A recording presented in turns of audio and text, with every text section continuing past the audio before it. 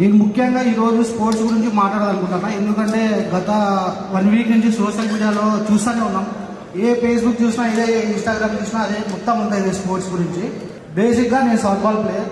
Softball ఆడితే మాకు ఉద్యోగాలు వచ్చినాయి, కానీ సాఫ్ట్బాల్లో మేము ఒక స్థాయికి ఆడిన తర్వాతే మాకు ఉద్యోగాలు వచ్చాయి. నేను చిన్నప్పటి నుండి సాఫ్ట్బాల్ ఆడేవాడిని. Sub junior nationals, junior nationals, senior nationals, senior south zone nationals, federation cup, దాని తర్వాత junior India team, senior world cup, ప్రపంచ సాఫ్ట్బాల్ ఛాంపియన్షిప్ ఆడితే మాకు ఉద్యోగాలు ఇచ్చారు. కానీ డబ్బులు ఇస్తేనో లేదంటే ఎవరితోనో రికమెండేషన్ పెట్టింటేనో మాకు ఇవ్వలేదు. ఇది అందరూ తెలుసుకోవాలా, ఎందుకంటే రూమర్స్ చాలా స్ప్రెడ్ అవుతున్నాయి. మాకు కూడా మెమొరబుల్ కాల్స్ వస్తున్నాయి. ఏం స్పోర్ట్స్ మీద ఇట్లా జరుగుతుంది, మీరు డబ్బులు ఇచ్చినారా? డబ్బులు ఎవరు ఇస్తారంటే ఎందుకు ఇస్తారు? డబ్బులు ఉంటే స్పోర్ట్స్ ఎందుకు కట్టాం? ఏదైనా బిజినెస్ పెట్టుకుంటాం కదా. ఒక సాధారణ కుటుంబం నుంచి మేము వచ్చి ఈరోజు స్పోర్ట్స్ లో ఒక స్థాయికి వచ్చినాము. ఎంతో కష్టపడి టోర్నమెంట్స్కి రాష్ట్రంలో వెళ్ళి నైట్ అనక పగలనక మేము ట్రైన్లలో రిజర్వేషన్ లేకోకుండా స్టాండింగ్ చేసి ఈ పొజిషన్కి వచ్చింటే ఈరోజు స్పోర్ట్స్ కోటాన్ని మొత్తం బదనాం చేసి డబ్బులు ఇచ్చింటే వచ్చినాయంటే ఇది కరెక్ట్ కాదు. మేము కష్టపడి ఆడింటేనే మాకు స్పోర్ట్స్ కోటా కింద ఇట్లా ఉద్యోగాలు వచ్చినాయి. ఇంకోటి డైరెక్ట్ రిక్రూట్మెంట్ గురించి మాట్లాడుతున్నారు. డైరెక్ట్ రిక్రూట్మెంట్ మొత్తం ఇండియా మొత్తం ఉంది.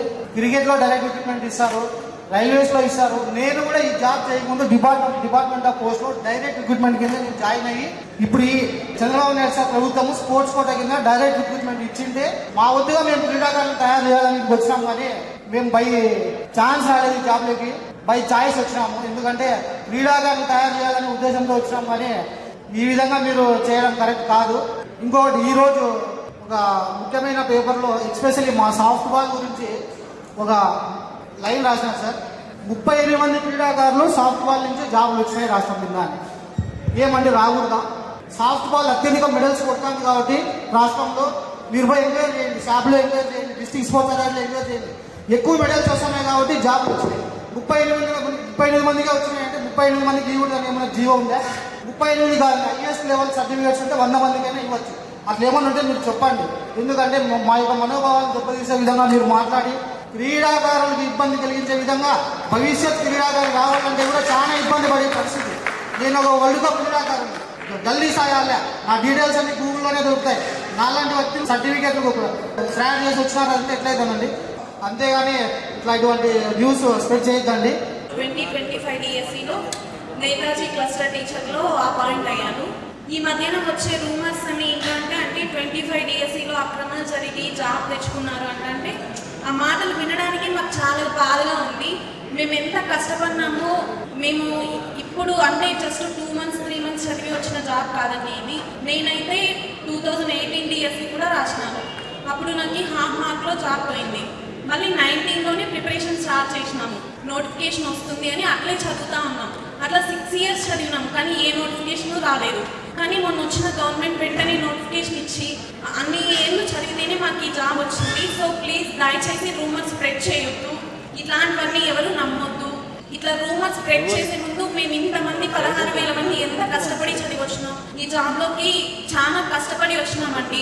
ఊరికే అందరికీ లంచాలు చేత స్తోమత మాకు లేదు. మేము కూడా లోయర్ మిడిల్ క్లాస్ ఫ్యామిలీస్ నుంచే వచ్చినాము. సో ప్లీజ్ రూమర్స్ స్ప్రెడ్ చేయొద్దండి, అది ఎవరు నమ్మద్దండి. ఈ DSE 2025 అనేది చాలా పారదర్శకంగా జరిగింది. కేవలం 5 నెలల్లోనే మేము అపాయింట్ అయినాము.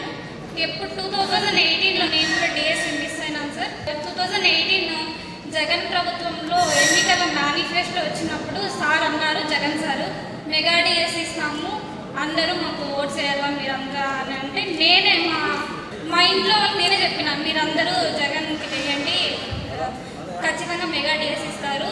అప్పుడు జగన్ సార్కి వేసి DSE వస్తుంది అని చెప్పేసి 5 years సార్ నేను హాస్టల్లోనే ఉండి, నేను మ్యారీడ్ సార్, 5 years మా హస్బెండ్ ఖచ్చితంగా వస్తుంది చదువుకోవాలని చెప్పేసి నమ్మకం పెట్టి హాస్టల్లోనే ఉండి చదివించాడు. ఒక్క నోటిఫికేషన్ లేదు సార్. ప్రతిరోజు వస్తుంది, నోటిఫికేషన్ వస్తుందని చాలా వెయిట్ చేసినాము. అదే ఇన్ని సంవత్సరాల నుండి మనం చదివినాము అని చాలా ఏడ్చినాం సార్. ఒక పక్క ఇంటికి పోలేము, అలానే హాస్టల్లోనే ఉండి చదవలేము. అలాంటి సిచ్యువేషన్స్లో లేదు, ఖచ్చితంగా నెక్స్ట్ ప్రభుత్వాన్ని మనం గెలిపించుకుంటే ఖచ్చితంగా చంద్రబాబు నాయుడు సార్ మనకి ఇస్తారు అనే నమ్మకంతో, అలాగే కొంచెం సహనంతో చదివినాము. అలా మా నమ్మకాన్ని నిజంగా మాకు దేవుడు సార్ చంద్రబాబు నాయుడు సార్ మా నమ్మకాన్ని నిలబెట్టినారు. చాలా thank you Nara Lokesh sir. ఎట్లా జరిగింది అనేది అందరికీ తెలుసు. మేము మామూలు మా ఇన్స్టిట్యూట్లో ఎప్పుడు టాప్ మార్క్స్ వచ్చే వాళ్ళకే జాబ్ కూడా వచ్చింది సార్. ఎందుకంటే అంటే కొంతమంది చెప్పినారు కదా సార్ డబ్బులు ఇచ్చి ఇట్లా జరిగింది అని, అంత స్తోమత అయితే లేదు సార్. ఇంకా అపార్ట్మెంట్ అనేది కూడా అంత పారదర్శకంగా జరిగింది. సో ఇంకా ఏం చెప్తున్నానంటే ఇప్పుడు డిఎస్సి చదివే వాళ్ళకి కూడా చెప్తున్నా, ఇట్లాంటివి ఏమి నమ్మొద్దండి.